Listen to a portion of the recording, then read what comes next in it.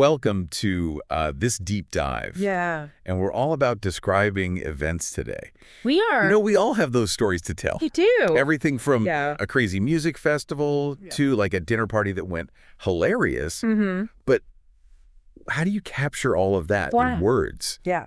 That's what we're going to try to unlock today. Okay. You know, think of it like a toolbox for making your stories come alive. Ooh, a toolbox. Yeah. I like that.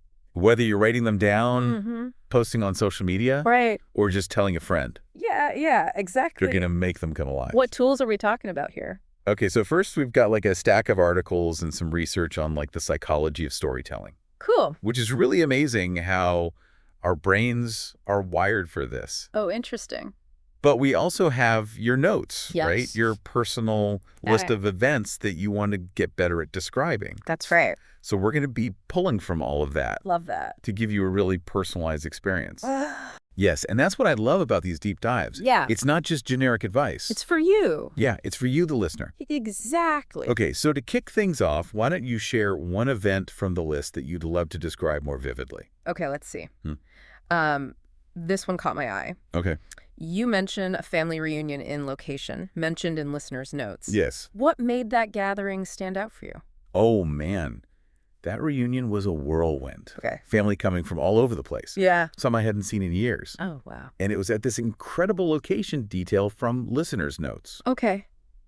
So, like, the setting itself was pretty epic. Yeah. You know? I can see why this is on the list. Yeah. So you've already got two key elements. Okay. The people and the setting. Right. That's foundational for any event. Got it. But let's go deeper. Okay. When you picture that reunion, what sensory details just jump out at you? I'm hit with the smell of food detail from listeners' notes immediately. Like, that's the signature dish of our family gatherings. Oh, nice. And then there's this sound of laughter echoing through the location detail from listeners' notes. I love that. It was chaotic. Okay. But in a good way. In a good way, yeah. You know, everybody talking over each other. Everybody's going at it. Yeah, kids running around. Yeah, it's alive.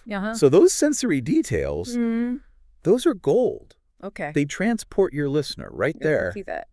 into the experience. Yeah. And you've also used a great word, chaotic. Right. Yeah. Now, some people might shy away from that, thinking it's negative. Right.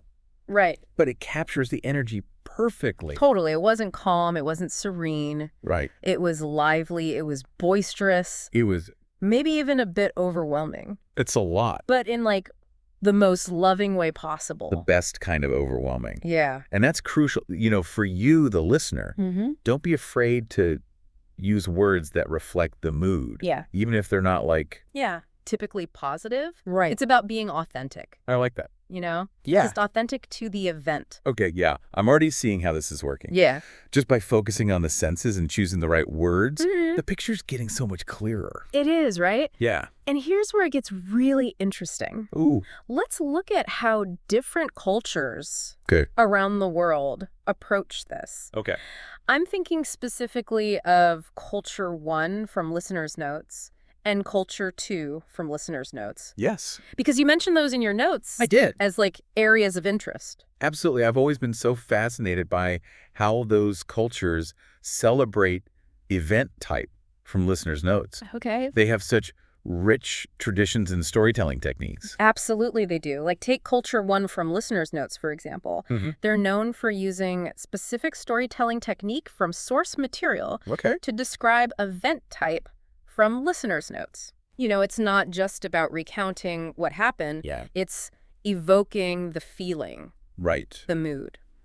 Yeah, that's so cool. Isn't it? It's like weaving a tapestry. It is. Not just a report. Right. So what about Culture 2 from Listeners' Notes? Culture 2 from Listeners' Notes. How do they approach things? Well, what's fascinating about Culture 2 from Listeners' Notes is their emphasis on specific storytelling technique from source material.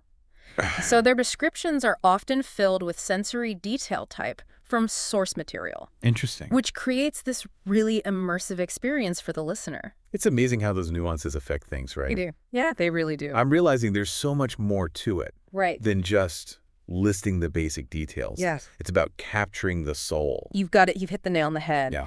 It's about understanding that deeper meaning the cultural significance of these gatherings. Yes. And choosing the right words to share that with your audience. Okay, I'm hooked. You are. Before we go any further, Yeah. I think we need to take a quick step back. Okay. And define some key terms. Okay.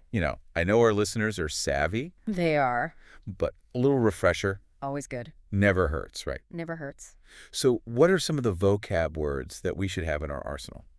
That's a great point. Yeah. Even seasoned storytellers can benefit from that, right? Totally. So we'll skip the obvious ones like fun and exciting. Okay.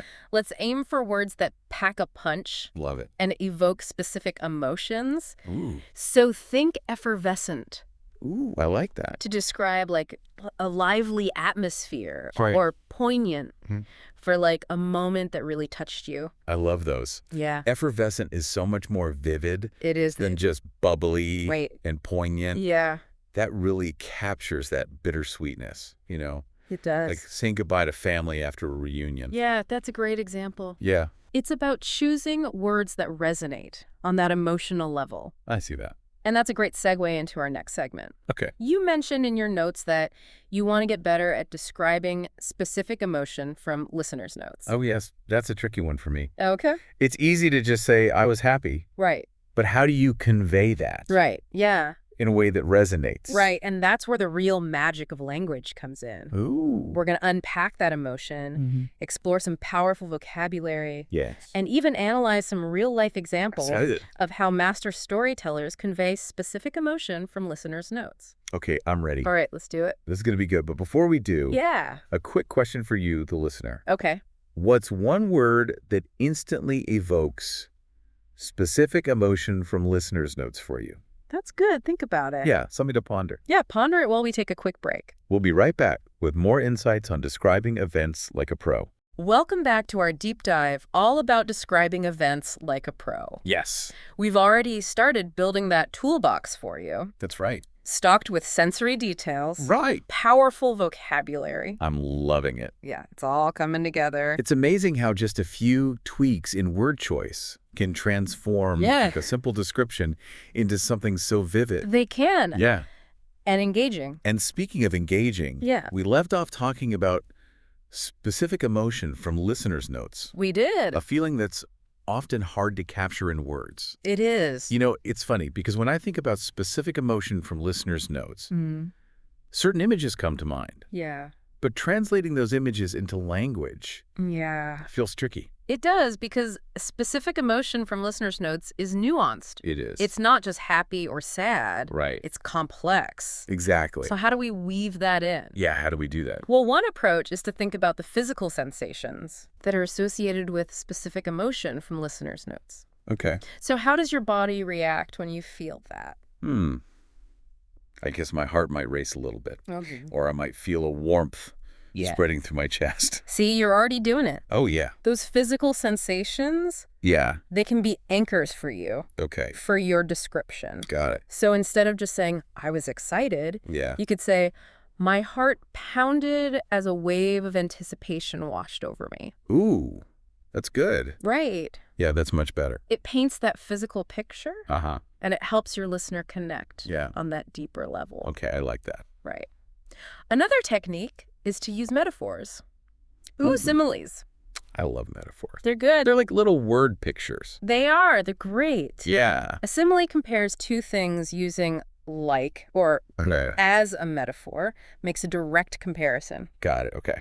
So to describe specific emotion from listeners' notes, you could say, my joy was as bright as the sun. Oh, I like that. Right. Yeah. Or my heart was a firework Yeah. exploding with happiness. Those are good. Those are good. And see how they just elevate it. Yes. They add that depth totally. and imagery. Okay. I'm starting to feel more confident about describing specific emotion from listeners' notes now. Good. But what about those times when words just don't seem to do it justice? Yeah. Those moments when language just feels inadequate. It does. That's when we turn to suggestion. Suggestion, what do you mean? So instead of trying to explicitly describe it, Yeah. you can hint at it Okay. through the details that you choose to focus on. Ooh, I see, I see. So, for example, if I want to convey awe, I might describe the vastness of the sky Okay. or the intricate details of a flower. Okay. You're letting those details speak Got it. for themselves. So I'm not being too explicit. Right. And you allow the listener to fill in the blanks. Oh, that's so clever. It's like creating intrigue, a sense of mystery. It allows for personal interpretation. It does. Each listener can bring their own experience to it. I love that. Right. So it's not about dictating the emotion. It's about inviting them to feel it. Yes, exactly. And that's what makes storytelling powerful. It's a shared experience Yes. between the teller and the listener. This is blowing my mind. I know. It's great, isn't it?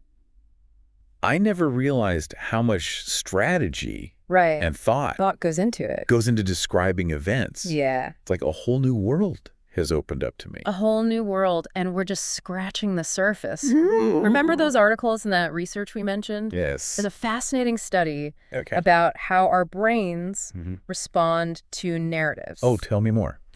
Okay, so it turns out that when we hear a story, Yeah. our brains don't just process it passively. Okay. They actually simulate the experience. Wait, what? Yeah. You mean like our brains actually feel what's happening in the story? In a way, yes, the same areas of the brain that light up Oh. when we experience something firsthand also light up when we hear a vivid description of it. That is incredible. I know, it's wild, right? So by using the right language and techniques, Yes. we can actually make our listeners feel like they're right there with us. Yes, you're creating this virtual reality experience. Oh my gosh. Okay, I need a minute to process all of this. Take your time. This is huge. It's a lot to digest. It is. But it's empowering, too. It really is. Right. It means that we have the power We do. to transport our listeners. Yeah, to make them laugh, cry, feel awe. Through words. The magic of words. Yeah. Speaking of magic, Okay. let's revisit those global celebrations. Remember how we talked about different cultures? Yeah, different storytelling techniques. Using different storytelling techniques. It was fascinating. It was, right. Yeah. So let's do a deep dive into one specific celebration. You mentioned that you're interested in specific cultural event from listeners' notes. Oh, yes. That's a festival I've always wanted to experience. Okay. It seems so vibrant and full of life. It is, and it's a perfect example of how culture influences storytelling. Okay. For specific cultural event from listeners' notes, the focus is on specific storytelling technique from source material. What does that mean exactly? So instead of just describing what happens, Yeah. they use language to evoke this sense of specific emotion or feeling from source material. So it's not about recounting the events. It's about capturing the spirit Yes. of the celebration. I see, I see. So they use vivid imagery, Okay. metaphors, even humor Oh, wow. to create that really immersive experience for the listener. That's like they're not just telling the story. They're performing it. Yeah, they're performing it, exactly. And that's a great takeaway. Yeah. You know, for you, the listener, Yeah. don't be afraid to inject some personality into Yeah, your yeah. descriptions. Let your unique voice shine. Okay, I'm feeling inspired to step up my storytelling game. Good. I like to hear that. But before we get too carried away, Yeah. I have a feeling you have some practical tips I do. to help us put all this into practice. You know me too. Well, we've covered a lot of concepts. We have. But let's break it down Okay. into actual steps. Love it. Because at the end of the day, Yeah. I want you to have tools you can use. Yes, exactly. So let's talk about structuring your descriptions. Okay. It's like building a house. You need a solid foundation. Okay, I like that. Tell me more about this foundation. Every great description needs a beginning, middle, and end. So it's like a mini story. It is. It is like a mini story. Got it. The beginning sets the stage, Okay. introduces the characters, Right. establishes the context. Okay. So you might start by saying, Yeah. it was a crisp autumn evening Okay. when we all gathered at the pumpkin patch Yeah. Yes. for our annual fall festival. I like it. Right. Yeah. You've painted the setting, Yeah. the time of year, Sure. and why they're there. Terrific. So what about the middle? What goes there? Okay, the middle. What's in the middle? The middle is where you flesh out the details. Ah, okay. Sensory details. Okay. Powerful vocabulary, storytelling techniques. Okay, so I might describe the smell of cinnamon and cloves in the air. Perfect. The laughter of the children as they Yeah. run through the hay maze. I love it. And the warm glow of the bonfires. Exactly. You're bringing it to life Yeah. through your words. It's all coming together now. Good. Okay, what about the ending? So the ending is your chance to tie it all together Okay. and leave the listener with a final impression. So I might summarize how it felt overall Yes. or share like a final thought or reflection. You got it. Okay. You could say something like, Yeah. As the night drew to a close, we all felt a sense of gratitude for the simple joys of fall and the company of loved ones. That's perfect. Right. Yeah, it leaves the listener with like a warm, fuzzy feeling. And that's the goal of any good story, to connect on an emotional level. I'm starting to see that describing events is more than just recounting facts. Yes. It's about creating an experience. You got it. For the listener. It's about transporting them to another place and time, making them feel like they were right there with you. Okay, this has been an amazing journey so far. I agree. But before we wrap up this part of our deep dive, I have a challenge for you, the listener. Ooh, a challenge. I love it. I want you to think about an event you've always wanted to attend. Okay. Maybe a music festival. Okay. A sporting event. Okay. Or a cultural celebration. I like it. And I want you to imagine you're actually there. Okay. Experiencing it firsthand. Got it. What do you see, hear, smell, taste, and touch? Engage all those senses. Yeah. Paint that picture. And as you do that, start to brainstorm some words and phrases that capture the essence of the experience. Perfect. Think about the techniques we've discussed. Yeah. The sensory details. Yeah. The powerful vocabulary. Yeah. The storytelling element. This is like a pre-game warm-up. It is. For the grand finale. Exactly. We'll be back in the final part of our deep dive to help you craft a truly captivating description. To be good. Welcome back to the final part of our deep dive on describing events like a pro. We're here. I don't know about you, but yeah, my mind is buzzing Please. with all these techniques we've talked about. I know, me too. From basic vocabulary to cultural storytelling. It's a lot. We even touched on brain science. We did. It's been a whirlwind. It has. Sorry. Remember that challenge we gave you? Yes. To imagine yourself at your dream event, soaking it all in. All those sensory details. Yep. It's time to put them into words. It is. To craft that description. That's going to transport your listener right there. Right into the heart of the action. In the heart of it. And that brings us to a crucial aspect of storytelling. Okay. Tailoring your description to your audience and purpose. Right. Because describing a wild music festival to your best friend totally different. is going to be different than explaining it to your grandma. Totally. Yeah, you wouldn't use the same language or level of detail. Exactly. Think about who you're talking to, what they're into, and what you want them to take away from it. So if I'm describing a travel experience to a group of adventure seekers, I might focus on those activities in the scenery. Yes, but if you're describing that same trip to a group of foodies, you might highlight the food in the dining experience. See, totally different. It is. It's all about choosing the right details. It is. That resonate with your audience. And speaking of resonance, let's talk about one of the most powerful techniques. Okay. Show, don't tell. Yeah. The classic show, don't tell. I've heard this before. You have. But it's always good to get a refresher. It's one of those things. Yeah. It's simple on the surface, but can be hard to master. Yeah. Okay, so instead of saying the concert was loud, I might say the bass vibrated through my chest and the crowd roared with this deafening energy that sent shivers down my spine. Now you're talking. You showed us the loudness. Yes. You didn't just tell us. I like that. We can feel it. It's so powerful. It is. Using specific details. And sensory language. It creates that visceral experience. Yes. For the listener. And it's not just about those big dramatic moments either. It's not. Sometimes the smallest details can have the biggest impact. Like the way the stage lights reflected off the sweat on the lead singer's forehead. Yes, or the scent of popcorn. Yeah. And spilled beer. Oh, I can smell it. Little details like that, they add so much. Authenticity. And depth. Okay, I'm ready to put this all into practice. Good. But before we wrap up, I have one more question for you. I'm all ears. What's your #1 tip? Oh. For someone who wants to be a better storyteller?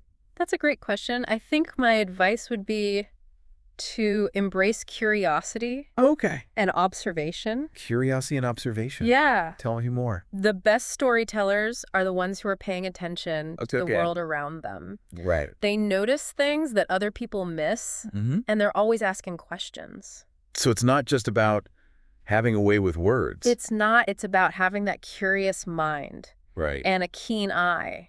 I love that. If you can train yourself to see the world through that lens, the words will come. It's a reminder that storytelling is a skill. It is. That we can cultivate. We can. And the more we practice, the better we get. The better we get. Right. Well, on that note, I think it's time to wrap up this deep dive.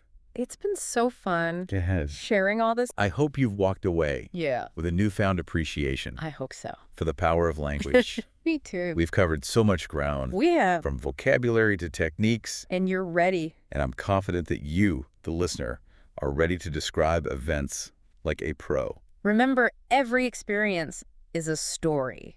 It is. Waiting to be told. And you can transform those experiences into captivating narratives. That will stay with people. That will stay with them. Long after the words have faded. So go out there. Yeah. Embrace your inner storyteller. And share your experiences. Share with the world. Can't wait to hear them. And that concludes our deep dive. Yes. We hope you enjoyed it. I did. We'll see you next time. For another one. For another fascinating exploration of language and communication.